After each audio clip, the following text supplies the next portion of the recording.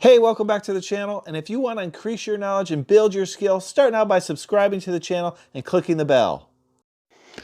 On today's episode of Garage Noise, we'll be starting the repairs on this Acura Rdx that was damaged in the ice storm. We need to pull out this old sheet metal, cut it off, replace it, and then we'll be doing some paint work on the fender, bumper cover, and the hood.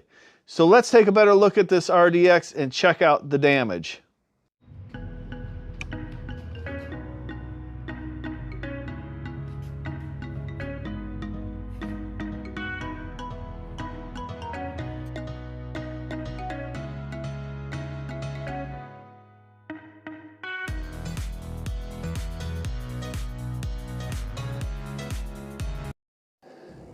So anytime you're doing this kind of repair where you're replacing structural metal, it's a good idea to pull it out after the accident, pull it back out into the specs as much as you can to where it was before the accident.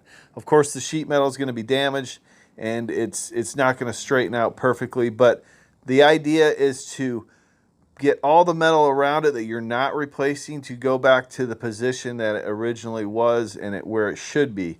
And this allows you to attach the new metal properly, and it just saves you a little bit of time when you cut and weld the new metal in.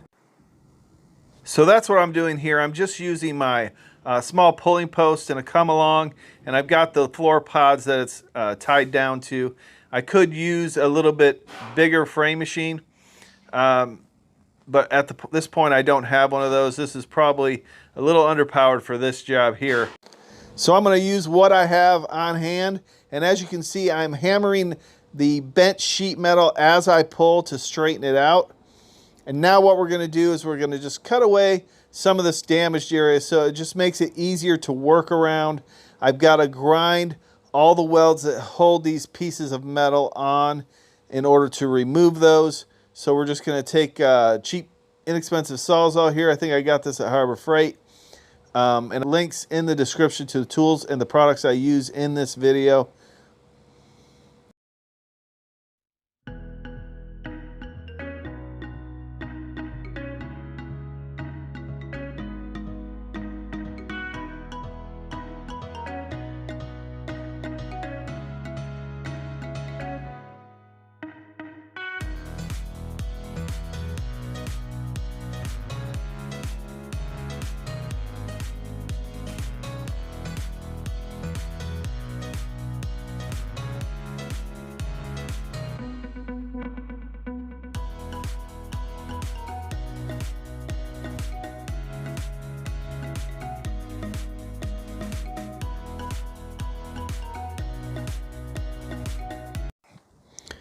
Okay, so now I need to remove this section of metal here that's got quite a few welds in and around it.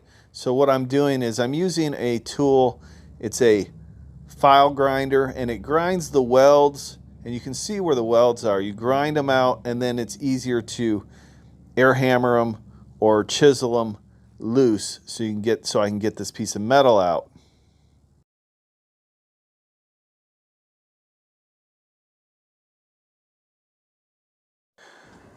Okay, so now I've got this piece of metal removed, and I'm going to go around with the file grinder and grind out all those welds where that metal was attached and smooth it all out and get it prepared for the new piece. Okay, so let's take a look at what we have accomplished here.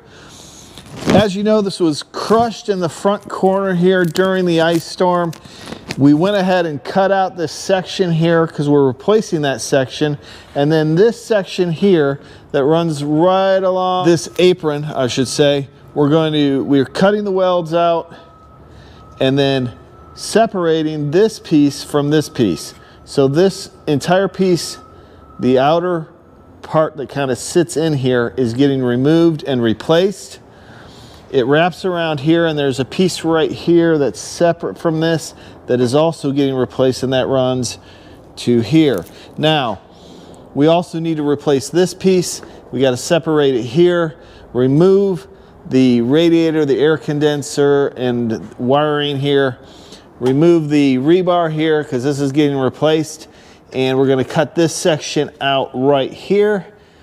and re-weld that in. So we got a lot of work ahead of us, but we're making progress. We've cut out this. I've got to clean this up here before we weld the new pieces in, but we're going to try and get this all sectioned out today.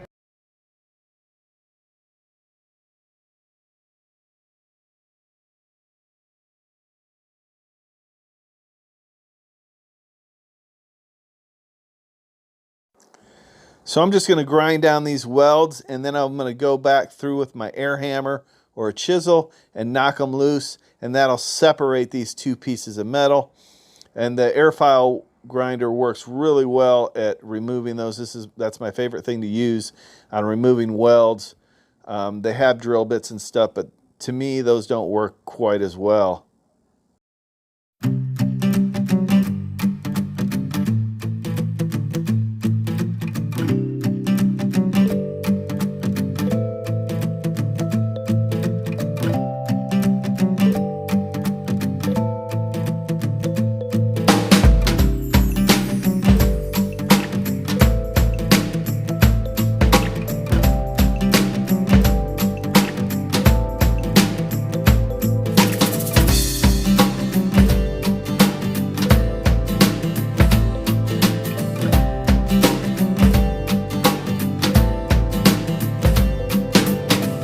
Okay, so now I'm doing a lot of grinding and getting those old welds smoothed out and get them ready to accept the new piece of structure. We're going to weld that in. We are going to use a pinch welder that I just purchased, and it's working. It worked out great, and we'll talk about that in a minute. I also want to make sure all the metal is straight, so when I attach the new piece, everything lines up properly.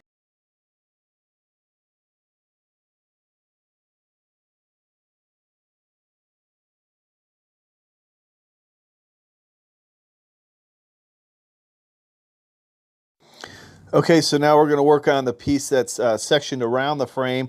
This piece goes from the top of the radius support down, and it wraps around that frame, and I need to disconnect those welds and make sure they're loose. Okay, so now we're skipping ahead a little bit. I've went ahead and I've fit all these pieces on there already, okay?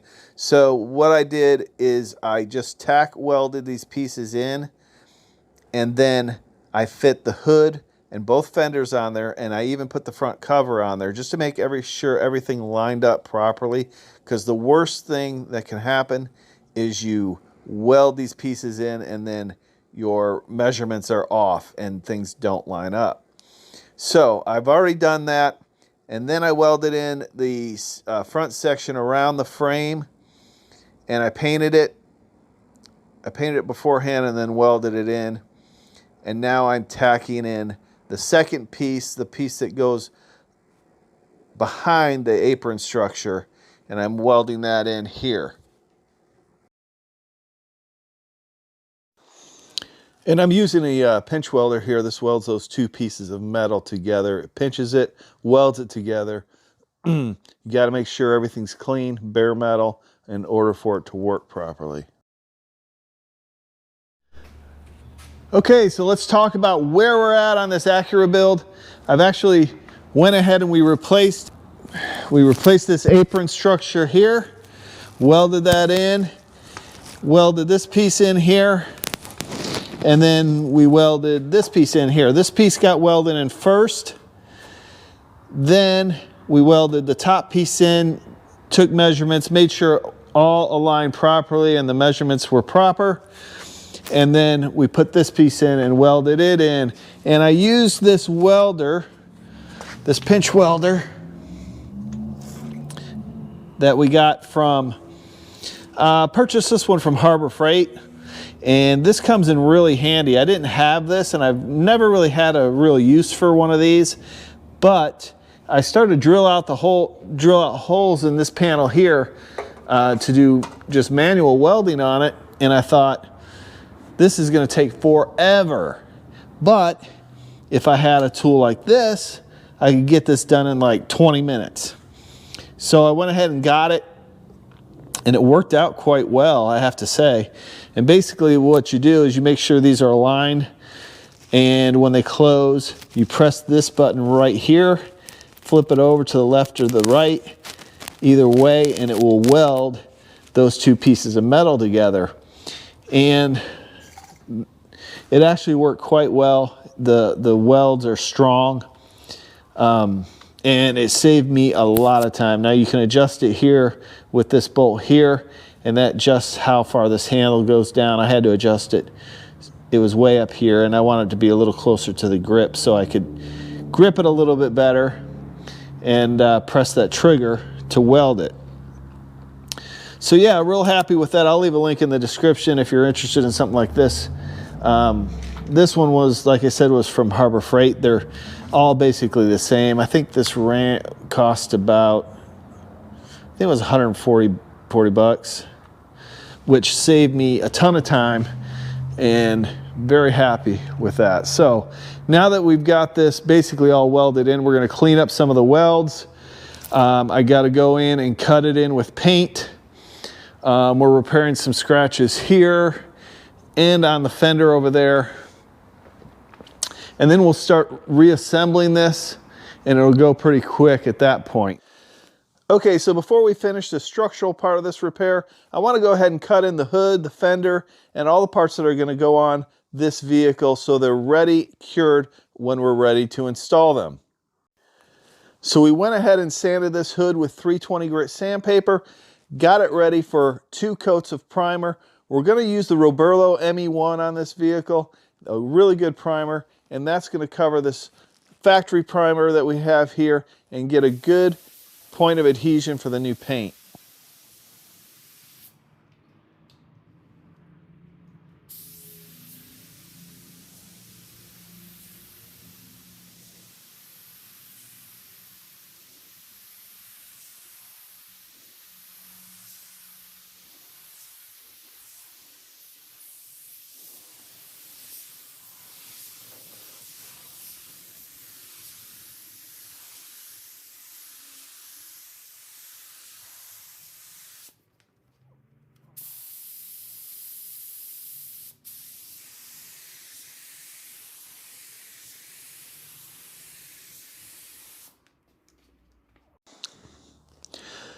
Okay, so we went ahead and we prepped out this bumper for primer. And let me tell you how we did this.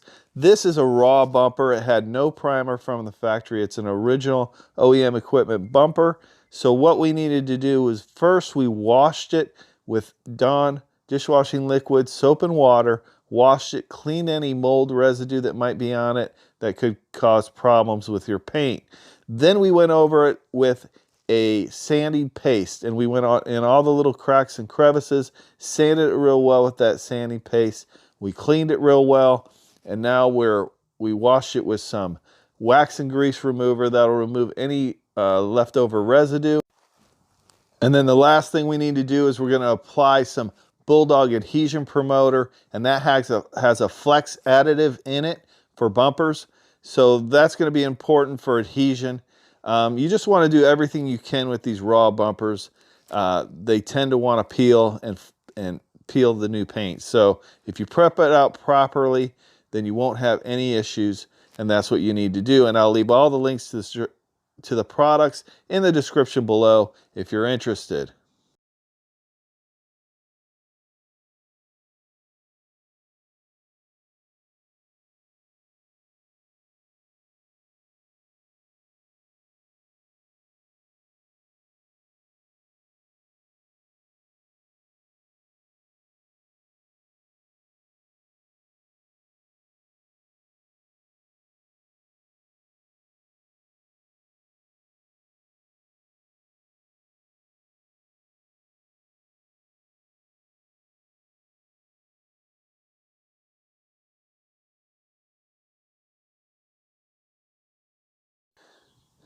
So now I've got Darris sanding this bumper with 320 grit sandpaper. He's using a combination of an orbital sander and hand sanding it.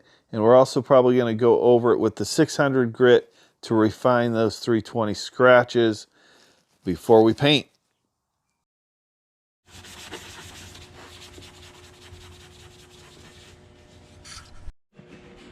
Okay, so this is the fender for the Acura RDX, the 2016 Acura Rdx. We went ahead and sanded it. We are going to put a sealer primer over this. So the new sealer primer is designed to go directly over bare metal. It's a urethane primer filler slash sealer that can go over bare metal. So we're going to use it as the sealer portion, which is, it mixes 4 to 1 to 1.5 to produce the sealer. So we're going to seal this. We're going to seal this and paint it. But before the sealer, I'm going to apply straight Bulldog to the underside of this hood and the fender to promote the adhesion of the new paint.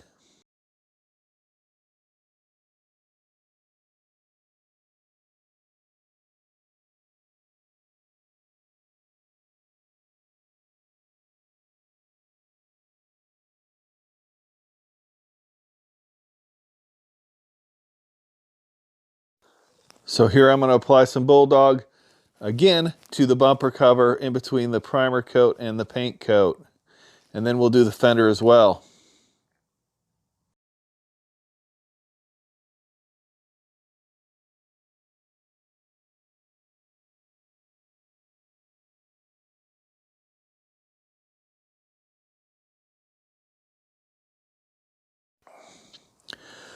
Okay, so this particular color is a pearl white, which is a tri-stage finish, which means you put a base white on first, then you put a mid coat, which is a translucent pearl, and then you put a top coat of clear, and that's a tri-stage.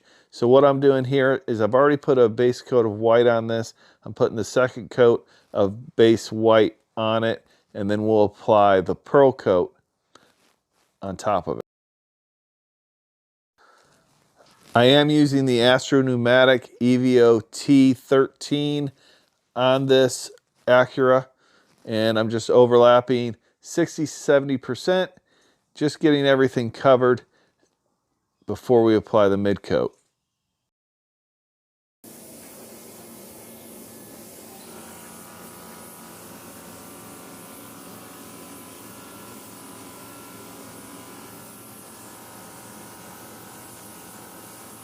So underneath this hood, it has a engine cover that goes in the center of this, so I'm not real concerned about getting the entire center covered real well to save on paint. We'll get a base cover on it, but we're not real concerned about that.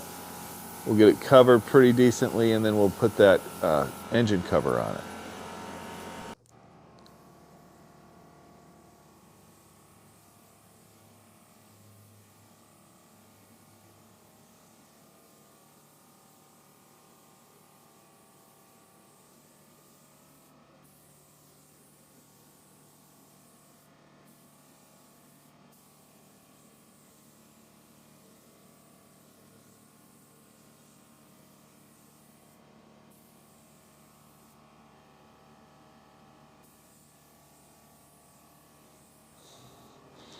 Okay, now we'll spray the final coat of base white on all 3 of these parts, and then start with the mid coat.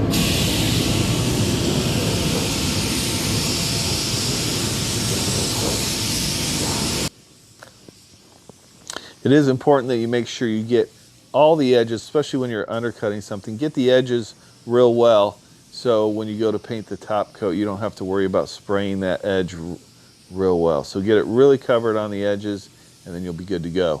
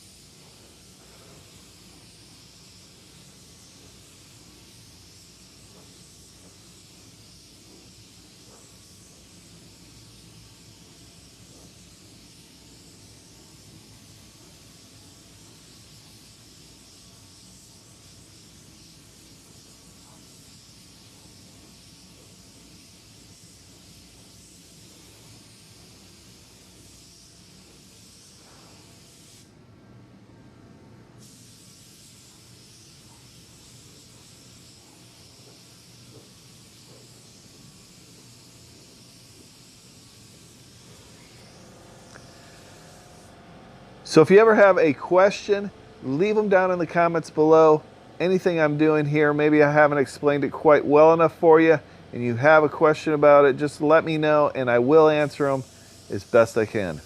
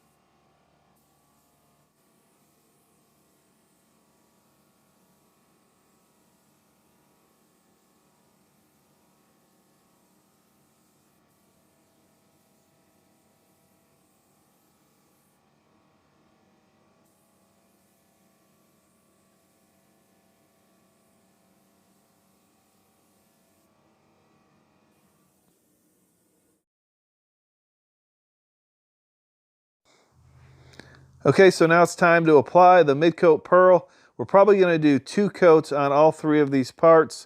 Get the edges real well. Make sure everything's covered with the pearl. And 2 coats is typically what I do. Sometimes I'll do a spray out and sometimes it'll call for 3. There are some tricky white pearls out there. This one is not too bad. It's pretty straightforward and it runs 2 coats to get a good color match. Of course, we are going to blend into the adjacent panels on this. That'll be in the next video, so stay tuned for that. I will leave a card at the end of this video for it.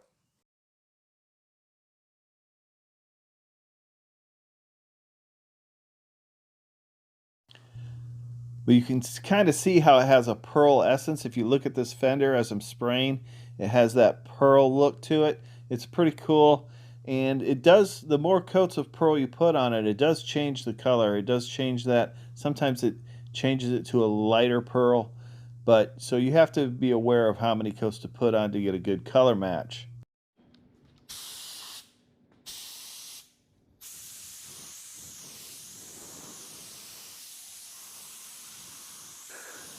Okay, so now it's time for clear. This is my favorite part, is clearing. I love it. And we're going to apply 2 coats of urethane clear on this. You want to overlap 60 to 70%. I'm using the EVOT 14. That's the Astro pneumatic gun.